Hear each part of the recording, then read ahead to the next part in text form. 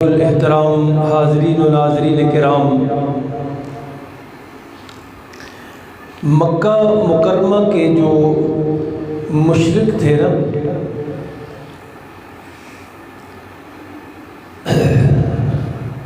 وہ اس کائنات کا مالک اللہ کو سمجھتے تھے۔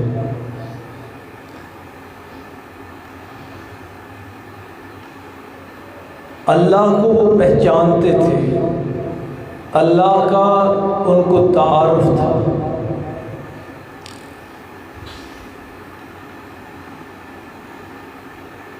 قرآن حکیم کی آیات بھی ہم پڑھیں گے، ان سے بھی پتہ چلے گا کہ آسمانوں کا رب وہ اللہ کو سمجھتے تھے، زمین کا رب وہ اللہ کو سمجھتے تھے،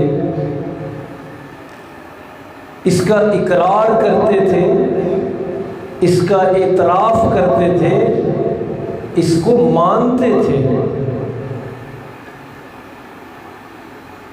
تو جب وہ کائنات کا رب اللہ کو سمجھتے تھے، آسمانوں کا رب اللہ کو سمجھتے تھے، زمینوں کا رب بھی اللہ ہی کو قرار دیتے تھے، تو پھر جھگڑا کیا تھا؟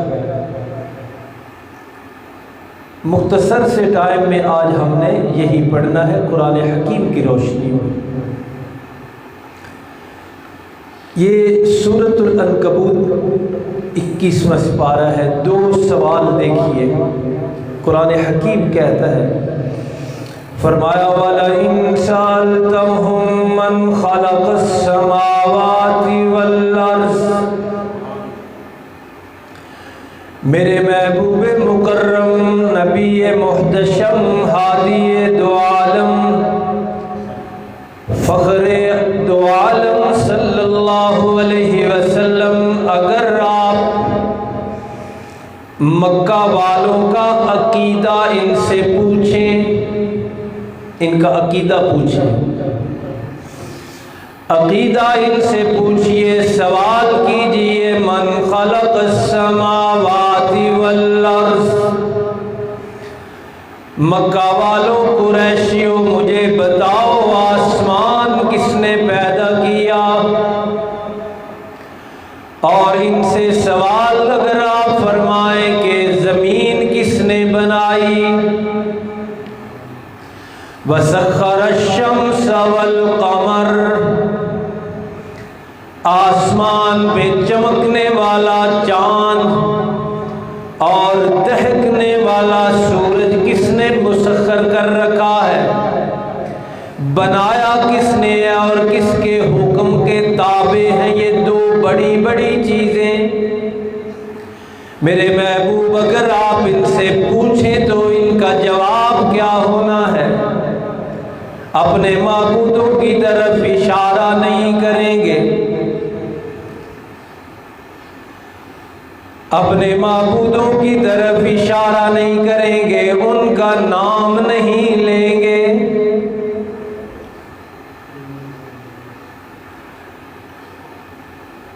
بلکہ اللہ کا سچا قرآن کہتا ہے اس سوال کے جواب میں ان کا کہنا کیا ہوگا؟ لَيَقُولُنَّ اللَّهُ، میرے محبوب آپ ان سے پوچھئے آسمان کس نے بنایا؟ یہ کہیں گے اللہ نے۔ پھر جھگڑا کس بات کا؟ میرے محبوب آپ ان سے پوچھئے زمین کا خالق کون ہے؟ مکہ کے سارے قریشی کہیں گے اللہ۔ پھر رسول اللہ سے جھگڑا کس بات کا ہے ان کا؟ میرے محبوب ان سے پوچھئے سورج بنایا کس نے اور ایک ڈگر پہ ہزاروں سال سے چلا کون رہا ہے؟ لَيَقُولُنَّ اللَّهُ، سارے قریشی کہیں گے سورج کا خالق بھی اللہ اور اس کا مدبر بھی اللہ، اسے چلانے والا بھی اللہ۔ پھر جھگڑا کس بات کا ہے؟ دوسرا سوال بھی اسی ایک صورت میں ایک آیت کے بعد ہے، فرمایا وَلَئِن سَأَلْتَهُم مَّن نَّزَّلَ مِنَ السَّمَاءِ مَاءً، اور میرے محبوب مکرم اگر آپ ان سے پوچھیں قریشیوں مکہ کے مشرکوں، بتاؤ من نزل من السماء ماء، آسمان سے پانی کون برساتا ہے؟ فَأَحْيَا بِهِ الْأَرْضَ مِن بَعْدِ مَوْتِهَا، اور کون ہے جو اس برسے ہوئے پانی کے ذریعے بنجر زمین کو سرسبز و شاداب کرتا ہے؟ میرے محبوب یہ سوال اگر آپ ان سے کریں گے، کبھی بھی یہ لات و عزیٰ کا نام نہیں لیں گے، کبھی بھی یہ اپنے معبودوں کا ذکر نہیں کریں گے۔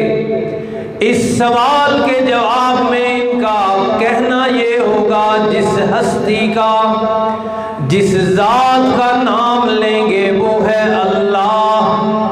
قرآن کہتا ہے لَيَقُولُنَّ اللَّهُ، میرے محبوب پوچھ کر دیکھیے آسمانوں سے پانی برسانے والا کون ہے؟ سارے قریشی مکہ کے سارے مشرک جواب دیں گے کہ اللہ ہے۔ اور یہی سپارہ ہے 21واں، اس میں آگے سورہ لقمان میں بھی ایک دو سوال ہیں ملتے جلتے۔ فرمایا وَلَئِن سَأَلْتَهُم مَّنْ خَلَقَ السَّمَاوَاتِ وَالْأَرْضَ، میرے محبوب ان سے اگر آپ سوال کریں گے نا کہ آسمان کس نے بنایا ہے اور زمین کس کے کلمہ کن کا نتیجہ ہے، لَيَقُولُنَّ اللَّهُ، تو یہ کہیں گے کہ یہ اللہ نے بنایا ہے، آسمان بھی زمین بھی۔ رب کے لفظ سے بھی سوال موجود ہے کہ میرے محبوب ان سے پوچھئے آسمانوں کا رب کون ہے؟ یہ کہیں گے اللہ۔ ان سے پوچھئے زمین کا رب کون ہے؟ یہ پھر بھی کہیں گے کہ اللہ، اور وہ اتنا بھی مانتے کہ ہمیں بھی پیدا کرنے والا کون ہے، یہ بھی مانتے تھے۔ پھر جھگڑا کس بات کا ہے، لڑائی کس بات پہ ہوئی؟ بس آج وہ سمجھنا ہے اور عقیدہ بس درست کرنا ہے۔ آسمانوں کا رب وہ اللہ کو مانتے تھے، زمینوں کا رب وہ اللہ کو مانتے تھے، اپنا رب بھی وہ اللہ کو مانتے تھے۔ کہتے تھے ہمارا رب بھی اللہ ہے۔ طواف کرتے تھے تو یہی کہتے تھے اللہ کے لیے ہم کر رہے ہیں۔ جس قسم کی بھی کوئی عبادت کرتے تھے، مطلب ان کا اپنا کوئی طریقہ تھا، حج کا طریقہ اسلام سے پہلے اپنا انہوں نے بنایا ہوا تھا۔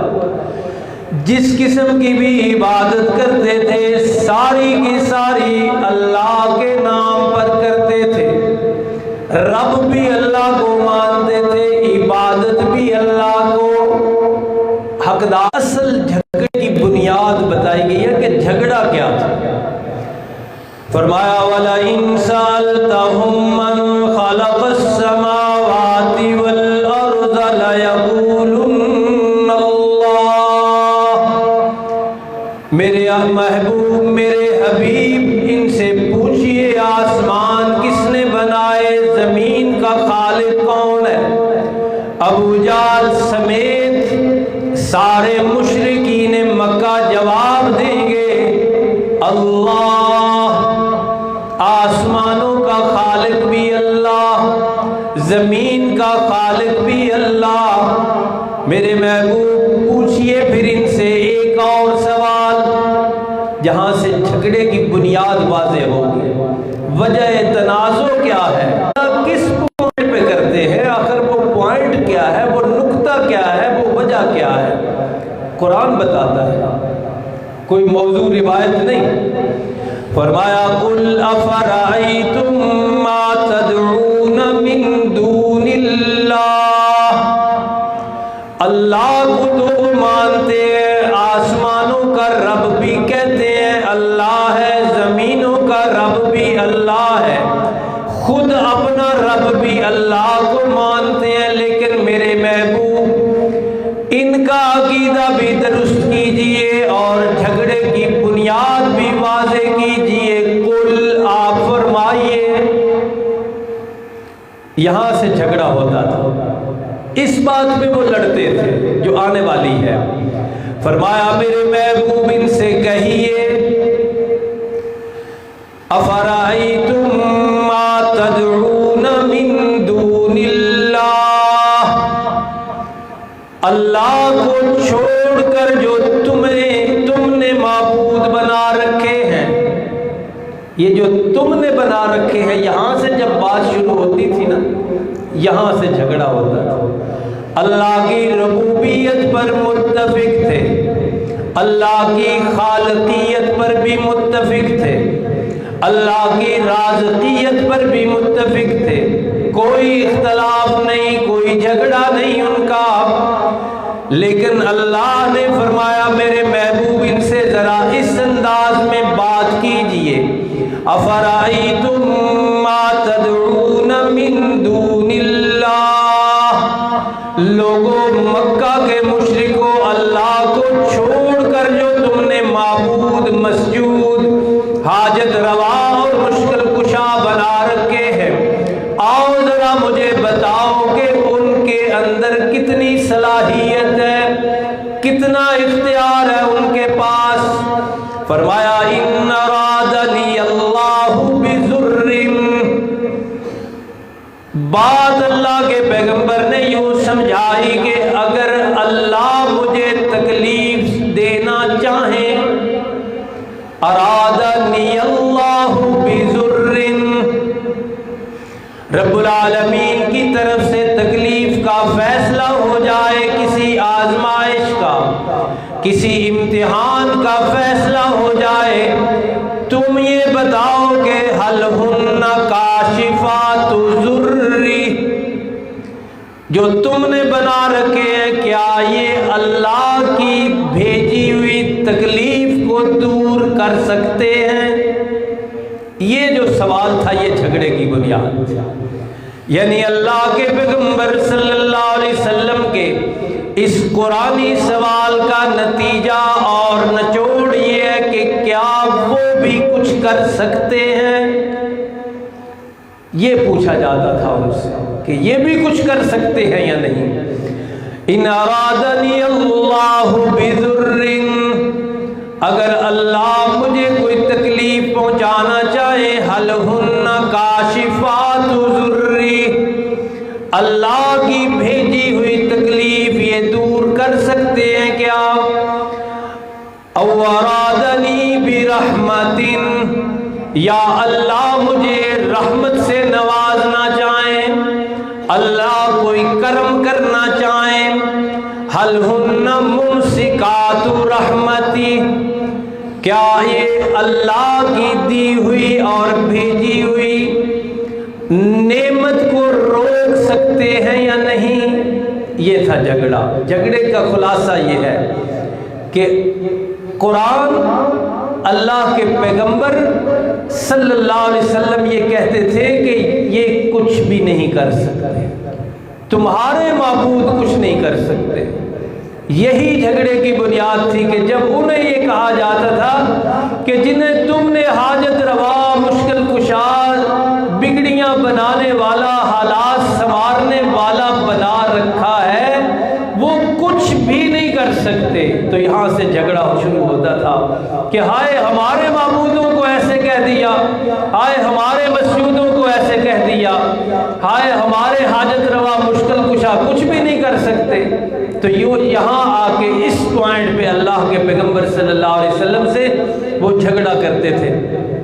قرآن حکیم کی ایک آیت اور پڑھ لیجئے، جو یہ بات واضح کرتی ہے، اور یہی آج کہنا بھی چاہتا ہوں، اللہ کے علاوہ کوئی معبود مسجود حقیقی ہے ہی نہیں، لیکن اگر ہو بھی جیسا کہ لوگوں نے مان رکھے ہیں تو وہ بغیر دلیل کے ہے، اور اس کی پوزیشن، اس کی حیثیت ایسی ہے کہ ان کے ہاتھ میں، ان کے بس میں کچھ بھی نہیں ہے۔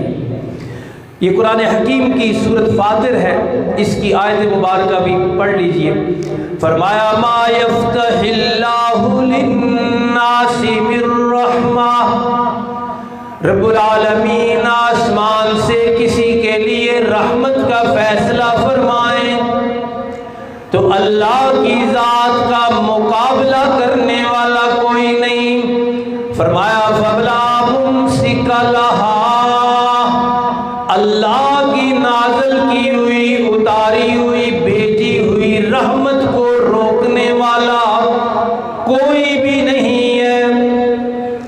وَمَا يُمْسِكْ، اور جس رحمت کو اللہ روک لے، کسی کو اولاد نہ دینے کا فیصلہ کر لے، کسی کے رزق میں وسعت نہ دینے کا فیصلہ کر لے، کسی کو شفا نہ دینے کا فیصلہ کر لیں، فرمایا فلا مرسل لہ من بعد، اللہ کے سوا اس رحمت کو پھر نازل کوئی نہیں کر سکتا، اس بیمار کو شفا کوئی نہیں دے سکتا، اس بے اولاد کو اولاد کوئی نہیں دے سکتا جس کے بارے میں اللہ فیصلہ فرما لے کہ اسے اولاد نہیں دینی۔